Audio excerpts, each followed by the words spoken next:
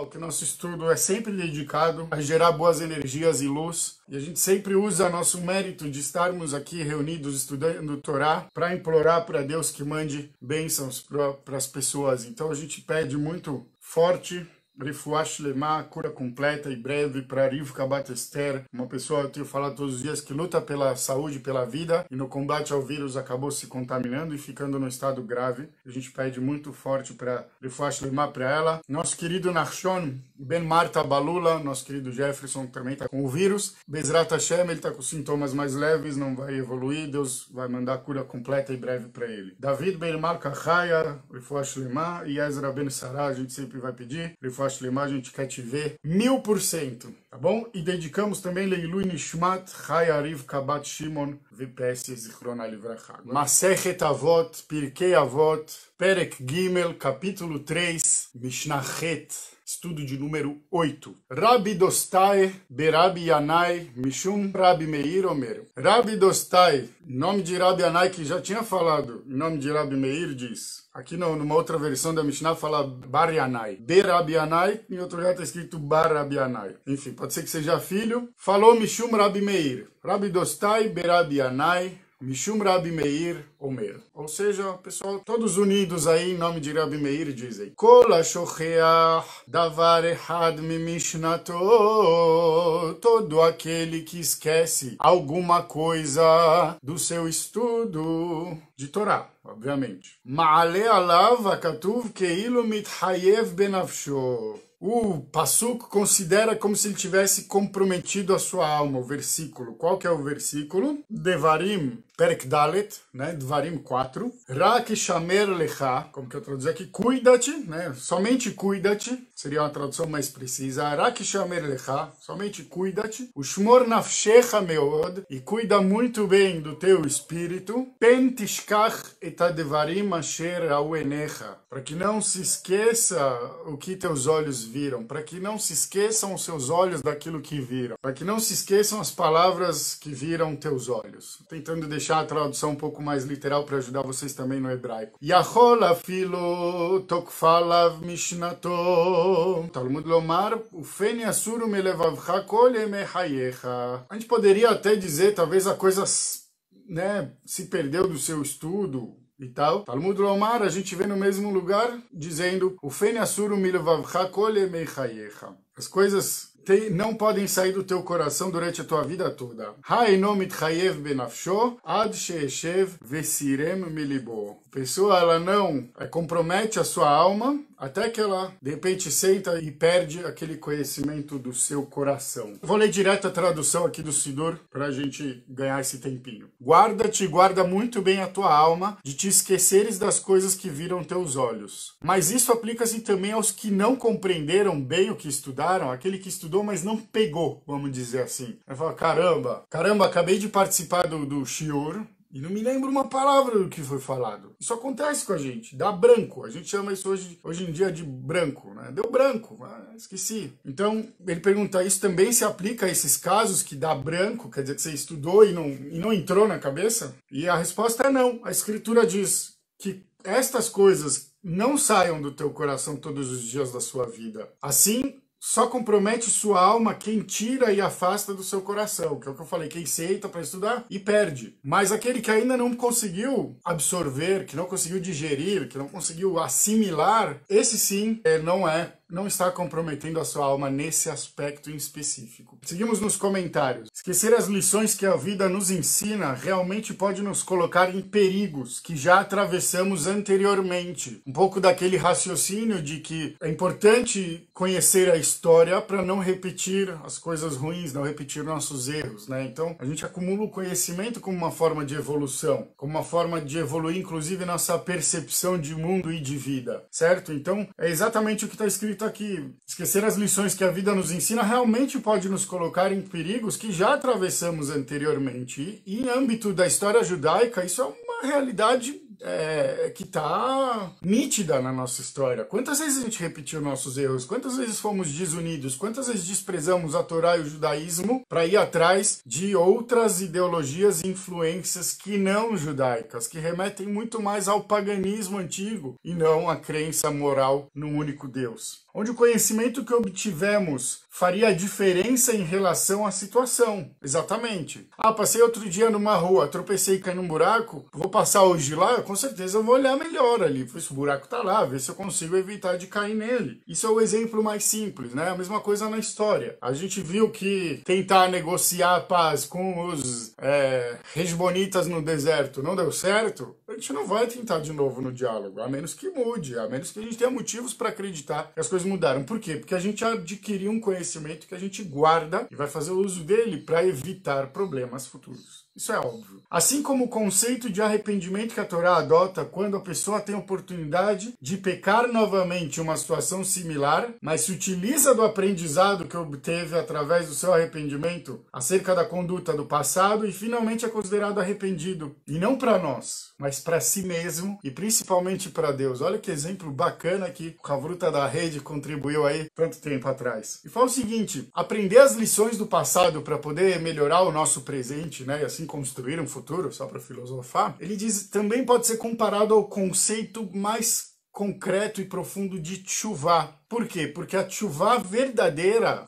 o retorno verdadeiro, e aqui traduzido mais no aspecto do arrependimento, está relacionado à ideia de que eu vou passar por uma situação igual e não vou cometer de novo o mesmo erro. Então, eu aprendi a lição. E a ideia da gente não perder os aprendizados é justamente não retroceder. Muito legal isso. Outro exemplo é a questão de que tudo que a vida reserva para nós, principalmente as coisas que não parecem boas ou nos machucam, sempre vêm acompanhados de ensinamentos essenciais para a vida. E esses trazem muita força para seguirmos em frente e ser parte do mundo e da vontade divina. A gente se alinhar a esse plano. Ficou claro isso? Sempre, lefun tzara agra, como diz o Talmud. A gente falou isso dias atrás. Para todo sofrimento vem um ensinamento. E qual que é o problema, pessoal? O problema é que se a gente não aprender, o sofrimento foi em vão. Se a gente não aprender, a chance do sofrimento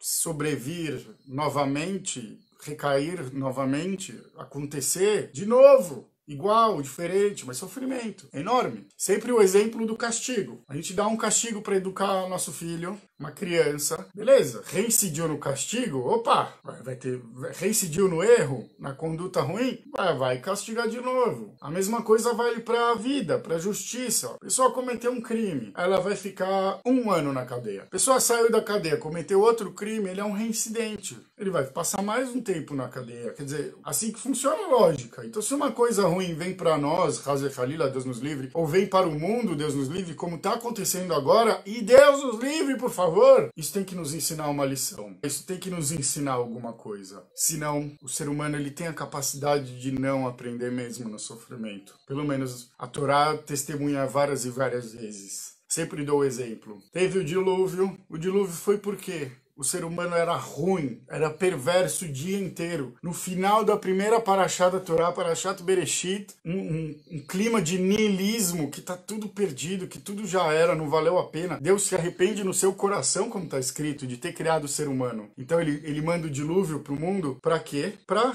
reciclar o ser humano, para o ser humano repensar. E pouquíssimas gerações depois, o que acontece? Nós, humanos, tontos, limitados, vamos lá e com a nossa prepotência construímos uma torre, cujo objetivo é chegar aos céus. E a gente consegue estragar o fato de que todos pensávamos igual e falávamos igual. Ainda assim a gente estragou isso, porque a gente queria ir contra o juiz. Não entender que nós agimos mal e por isso fomos punidos. Certo? História da Torre de Babel. Dali surgiu a opressão, ali ganhou força a idolatria, enfim. Tudo tem dois lados. Sempre tem dois lados, mas isso é óbvio. A única coisa que não tem dois lados, que a gente não pode nem chamar de coisa, é o eterno, que é um. Ainda assim ele apresenta diversas faces, né? Mas tudo na vida vai ter dois lados. E a gente não pode aceitar que tenha um só. Porque senão o ensinamento fica pela metade. Essa que é a ideia. O pai não vai punir seu filho se não for para o seu próprio bem, para o bem do menino, do filho. O filho ainda não tem maturidade para entender as coisas da vida. E aí vem o reforço negativo. Isso é a primícia da educação. Reforço positivo para as coisas boas, reforço negativo para as coisas ruins. Muito interessante isso. Isso reflete toda a segurança que precisamos em nossa vida, tanto material quanto espiritual, emocional e existencial, especialmente em épocas de quarentena, especialmente em épocas de isolamento social, que a gente se encontra, se conecta pela internet, mas a gente sente falta daquele calor humano. A gente sente falta de sentar com os amigos para comer uma carninha, tomar uma cerveja. A gente vive disso. A gente sente muita falta de estar na sinagoga todo mundo junto, imagina, rezando, pedindo para Deus, aprendendo, mas a gente não pode só sentir falta, né? Não sejamos hipócritas, a gente tem que pensar lá atrás. Como que a gente se comportava antes? Será que quando as coisas voltarem ao normal, com o tempo a gente não vai voltar ao nosso normal? Vejam que lição importante para esse tempo tão diferente da nossa vida. Estamos vivendo uma história muito grande, tão grande que ela nos faz repensar tudo. Então, que repensemos o quanto a gente se envolvia, o quanto a gente priorizava nossa vida comunitária antes e como a gente pretende desenhar isso depois. Se é que vai ter, mas a gente acredita que sim. Eu digo se é que vai ter porque eu tenho fé que pode ser no Chio da Vila no Bom Retiro ou pode ser no Chio da Vila em Jerusalém, né? Então, não. Mas eu tenho fé sim. E acho que a gente tem que aprender a lição justamente para não precisar passar de novo por nenhum tipo de praga, por nenhum tipo de dilúvio, por nenhum tipo de opressão, de genocídio, de guerra. Ontem eu, num grupo judaico da internet, o cara falou, vocês ficam discutindo, o comunismo acabou, o muro de Berlim caiu. Eu falei, gente, o judaísmo não é assim, cara. Pra gente, o muro caiu ali, mas a gente vê na China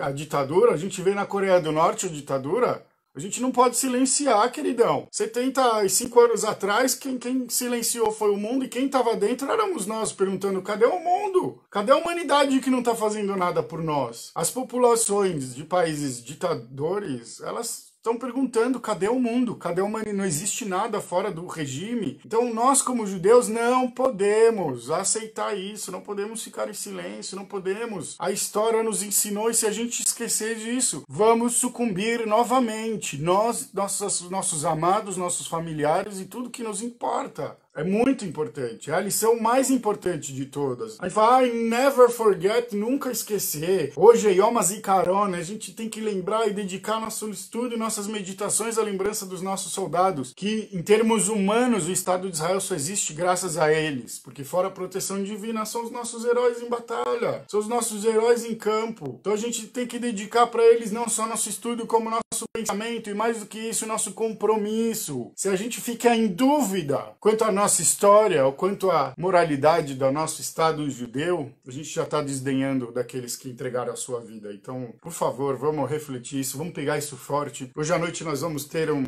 cerimonial de Yom Ha'atzmaut, vamos ter cerimonial de Yom HaZikaron. Amanhã, se Deus quiser, ao meio-dia, a gente vai fazer uma comemoração internacional conjunta. Então, vamos participar, vamos entregar nossas melhores energias, vamos cantar, vamos fazer a coisa diferente. Vamos aprender da nossa história, porque infelizmente se não for assim a gente está condenado a repeti-la. Tá bom? Esse foi o comentário do Havruta da Rede e particularmente acho que ele tá bem interessante, acertou em cheio. E vamos estudar um pouco do Bartenura. O Bartenura diz o seguinte: Kol ha-shocheach davar echad mimishnato, diz a Mishnah, todo aquele que esquece alguma palavra, alguma coisa do seu estudo. A gente falou isso agora há pouco. O que diz o Bartenura? Bishvil shelo hazar alea. Ai, ai, ai, ai, ai, ai, ai. Porque a pessoa não voltou ao seu estudo.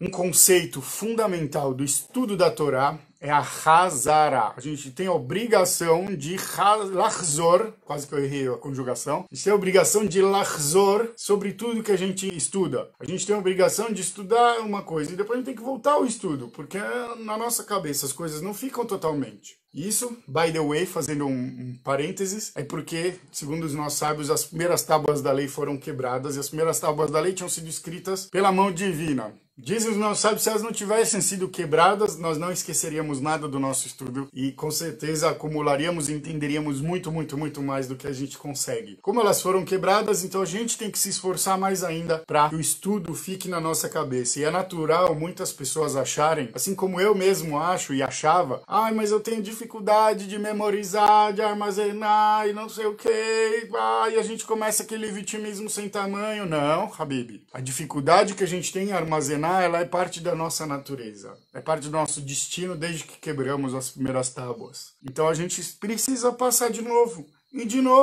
e de novo o estudo, quantas vezes for necessário. E de acordo com alguns sábios, o nosso estudo de Torá só é verdadeiramente sincero e dedicado ao nome dos céus quando a gente estuda a 100ª vez em repetição. Então, 100 vezes a gente estudou para entender, e aí a 100ª é aquela que a gente conseguiu estudar de verdade. Óbvio que isso é um pouco too much pro nosso nível, a gente ainda tá começando, mas pelo menos passar 1, 2, 3 vezes, por isso quando eu tô lendo e tal, eu gosto de me repetir, eu gosto de repetir a ideia. Pode parecer enrolação, pode parecer redundância, não, isso chama-se hazará, isso chama-se a volta. A gente volta, a gente volta. Às vezes eu acho que eu entendi direito, mas se eu não tiver certeza que eu entendi direito, por que não questionar o meu próprio entendimento? Isso apenas expande nossos limites, pessoal. A gente é Talmidei Chachamim, a gente quer pensar que nem os estudiosos dos sábios. A gente quer essa sabedoria, então a gente não pode. Tá, próximo. Próximo. Não, a gente vai, a gente volta, a gente põe nossa emoção, a gente procura no nosso coração exemplos que relacionam os ensinamentos à nossa prática. Isso mesmo, Mário. Quanto o estudo diário, o estudo voltando em cima, hoje não vai ter o shiur na internet que eu gosto de assistir, vamos assistir a reprise. Por isso que eu tô colocando, por isso que eu tô aproveitando também, como eu falo, para fazer meu canal no YouTube com os estudos cortadinhos. É uma dinâmica diferente, seja para quem já estudou poder rever uma coisinha só, às vezes de um estudo que dura 1 hora, que a gente estuda 3, 4, 5 Mishnayot. Cada vídeo é 1 ou 2 Mishnayot no máximo e ajuda as pessoas a reverem, para quem já estudou. Para quem não estudou, ajuda as pessoas a estudarem pouquinho a pouquinho. Voltando, só no começo do comentário do Bartenura já foi aqui uma reflexão inteira. Ma'alin alav keilo mitchayev benafsho. Então, de novo, bishvil shelo hazar aleha, por conta dele não ter voltado o seu estudo, dele ter estudado meio que de qualquer jeito. Beleza, estudei. Então, ma'alin alav keilo mitchayev benafsho. Como você não tomou cuidado, então é considerado como se você tivesse comprometido a sua alma, no sentido de que o ensinamento divino é para quê? É para evoluir sua alma, é para preservar sua alma, para proteger sua alma. E o contrário é o contrário. Então, se você estudou de qualquer jeito e não armazenou no seu HD mental, então aí sim você está comprometendo a sua alma. Isso não é uma praga, gente. Eu, pelo menos, que sou mais racionalista, não consigo enxergar isso como uma praga. Para mim é uma consequência que vai vir desse descuido, da gente achar que papum tá tudo certo. Shemitor shichechato, que por conta do seu esquecimento, Rubalehatir Hasur Venimtseta Takala Ba Aliado. Que por conta do seu esquecimento, ele pode vir a dizer, a permitir alguma coisa proibida. Na verdade, o que é mais grave é proibir algo permitido. Aqui os rabinos, já desde o período da Mishnah e do Talmud, na minha opinião, humildemente, dão uma manipulada na coisa para sempre parecer que a força proibitiva é mais importante. Mas no próprio Talmud tem o conceito de Kor Deter Adif, que a força permissiva, ela é preferível, o que não significa que a gente pode permitir em qualquer situação. Confuso isso que eu estou falando, por isso também não vou aprofundar. Mas é isso que ele quer dizer. Ele fala, se você estudar sem cuidado, você pode vir a permitir algo que é proibido. Por exemplo, em Pesach. Pesach, tenho 5 grãos. É difícil decorar quais são os 5 grãos. Aveia, trigo, centeio, cevada e espelta. Difícil decorar. Até agora que acabou o Pesach, eu demoro para falar todos eles de cabeça, até porque eu não estou habituado. E se me botar um de cada na frente, acho que só o trigo eu vou saber discernir, ainda que talvez se ele tiver em grão, nem o trigo. Sendo muito sincero, acho que a maioria das pessoas que vivem na cidade como eu também não. Então, se eu não estiver estudando e revendo todo ano, todo momento, alguém pode vir para mim e falar, mas a espelta? Eu falo, espelta pode, na verdade. O que não pode é vir trigo, aveia, cevada, centeio e malte, sei lá. Me confundi. Não, a gente não pode se confundir, Habibi. Só que a nossa alma tá disso. A gente tem que fazer um tratamento médico. Se a gente tem que tomar um remédio para nossa vida, a gente pode se confundir. O conhecimento é o remédio para a vida. Então a gente pode se confundir? Não, simples assim. Por isso aquele que esquece o seu estudo, por isso que aquele que estuda de qualquer jeito compromete sua alma. Eu não gosto de hebraico, tenho dificuldade. Habibi, desculpinha. Desculpinha, não tem isso. É difícil para todo mundo no começo. Aliás, mais um conceito talmúdico fundamental para tudo na vida. Kol had halot kashot. Todos os inícios são difíceis. Todos os começos são difíceis. Vou começar a estudar hebraico, vai ser difícil. Vou começar a estudar chinês, vai ser difícil. Vou começar a estudar português, no começo vai ser difícil.